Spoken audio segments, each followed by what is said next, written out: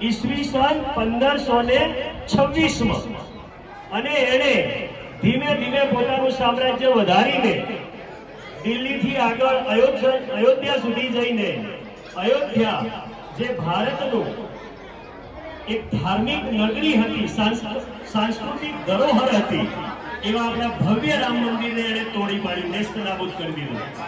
એના પછી એને કાશી, મથુરા અને ઘણા બધા ભારતના અસંખ્ય મંદિરોને ધ્વસ્ત કરી નાખ્યા।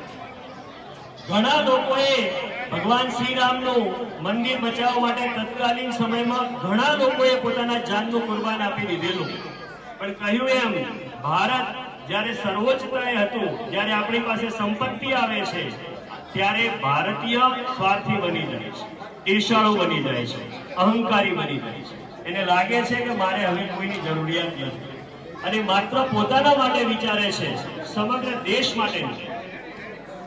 ધીમે ધીમે કાળક્રમે એના પછી એનો દીકરો હુમાયું, એના પછી જહાંગીર, અકબર, શાહજહાં, અકબર અને શાહજહાંએ ભારતીય લોકોને અહીંયા મંદિર બંધાવવા માટે મંજૂરી આપેલી અને એમની મંજૂરીથી આપણે ત્યાં મંદિરો બનેલા। આ જ મંદિર આપણું ઠીકરનાથનું મંદિર, એમનું જો મંદિર આપેલું છે બનાવવા, પણ મસ્જિદ આકારનો ગોળ ગુંબજ છે, હજુ આપણી માણસો બોલાવી જે એમના શાસનમાં મંદિરો થયા એ મસ્જિદના આકારથી ગોળ ગુંબજથી મંદિરો બન્યા।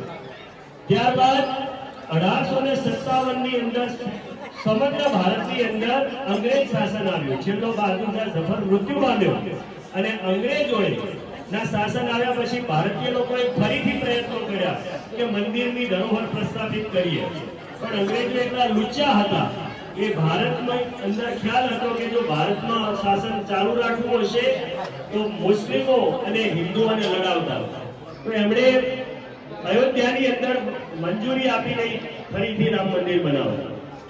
1947 ભારત આઝાદ થયું, માત્ર રાજકીય આઝાદી મળી, સાંસ્કૃતિક નહીં।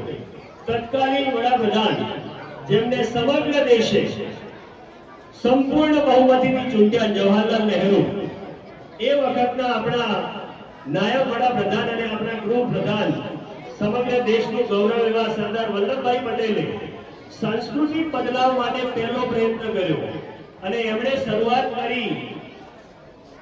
જે મોહમ્મદ ગઝનીએ સોમનાથનું મંદિર તોડ્યું, એ સોમનાથના મંદિરને બંધાવવાનો પ્રથમ પ્રયત્ન સરદાર વલ્લભભાઈ પટેલે 1948 માં કર્યો, પરંતુ તત્કાળ